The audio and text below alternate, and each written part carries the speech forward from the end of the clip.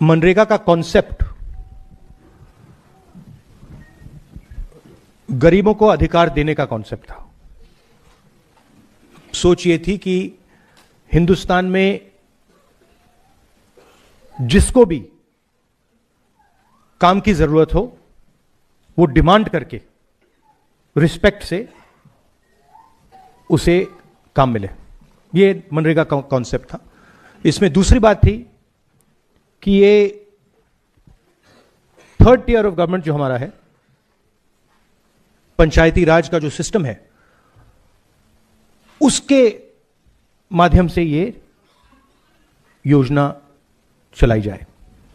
इसमें लोगों की आवाज थी, मजदूरों की आवाज थी, रिस्पेक्ट थी, और सबसे जरूरी अधिकार शब्द।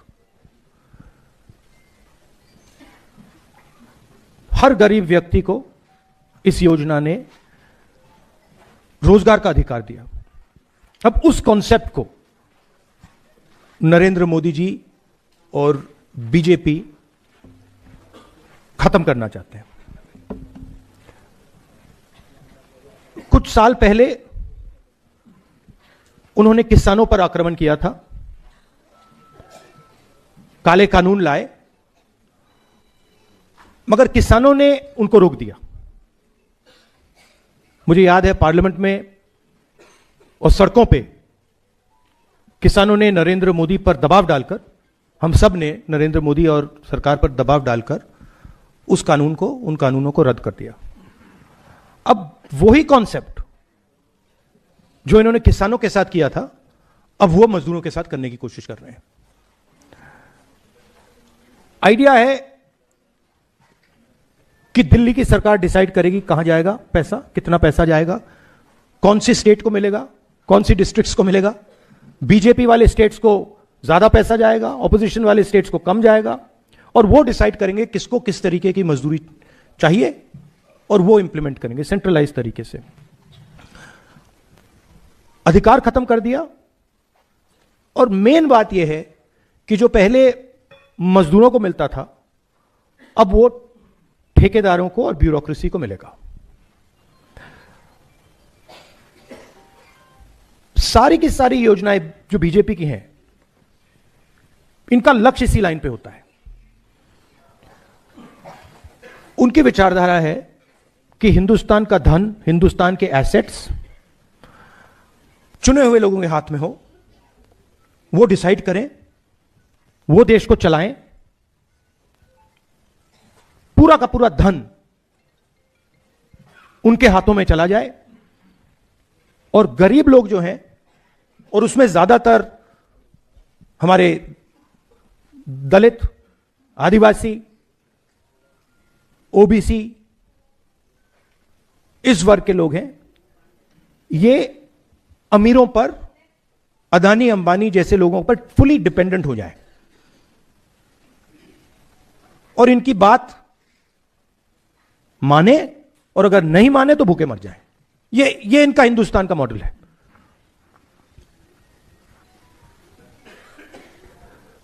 मैंने पिछले चुनाव में कहा कि ये संविधान पर आक्रमण कर रहे हैं। किसान बिल संविधान पर आक्रमण था, नोटबंदी, गलत जीएसटी, और अब ये, इसका नए लॉ का नाम क्या है, मैं नाम ही नहीं जानता इसका, क्या है, ग्राम जी क्या है, ग्राम जी पता नहीं क्या। हाँ, तो आइडिया यही है कि हमारा जो संविधान है उसे खत्म करो। वन मैन वन वोट का जो कॉन्सेप्ट है उसे खत्म करो, लोकतंत्र को खत्म करो, और जो आजादी से पहले हिंदुस्तान था, जहां पे एक व्यक्ति, राजा महाराजा, एक व्यक्ति पूरा डिसाइड करता था, सारे के सारे एसेट्स उनके हाथ में हुआ करते थे, और जो भी वो करना चाहते थे वो करते थे, वैसा हिंदुस्तान वो फिर से लाना चाहते हैं।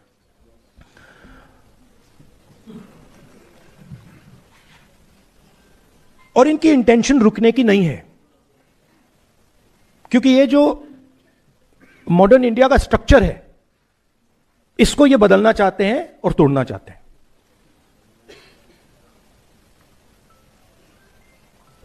एक ही तरीका है इनको रोकने का, और मजदूरों को किसानों ने रास्ता दिखाया है।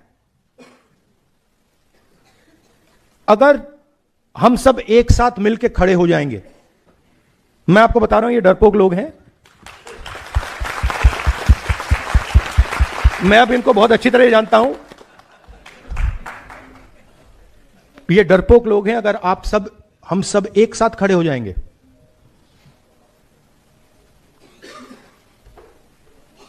आप मनरेगा नाम देना चाहोगे या कोई और नाम देना चाहोगे? आप डिसाइड करोगे उस योजना का नाम क्या होगा, कैसे बनेगी, कहां चलेगी, कब तक चलेगी, कितने घंटे चलेगी। मगर ये मैंने कहा, मगर एक दूसरी बात ही कह देता हूं, अगर एक कमी है तो यूनिटी की कमी है। एक साथ गरीब लोग खड़े नहीं होते, अब होना पड़ेगा, और यह एक बहुत बड़ा मौका है। मनरेगा का जो आंदोलन है यह बहुत बड़ा मौका है कि हिंदुस्तान के सारे गरीब लोग जो आइडिया ऑफ इंडिया के कॉन्सेप्ट में बिलीव करते हैं, कॉन्स्टिट्यूशन में बिलीव करते हैं, लोकतंत्र में बिलीव करते हैं, कि हम अगर एक साथ खड़े हो जाएंगे, मोदी जी पीछे हट जाएंगे और फिर से मनरेगा चालू हो जाएगा। आप दूर दूर से आए, दिल से आपका धन्यवाद करना चाहता हूं। और जो संदीप ने कहा, जहां भी कांग्रेस पार्टी देश के मजदूरों के साथ खड़ी हो सकती है, वहां आपको कांग्रेस पार्टी खड़ी हुई मिलेगी। धन्यवाद।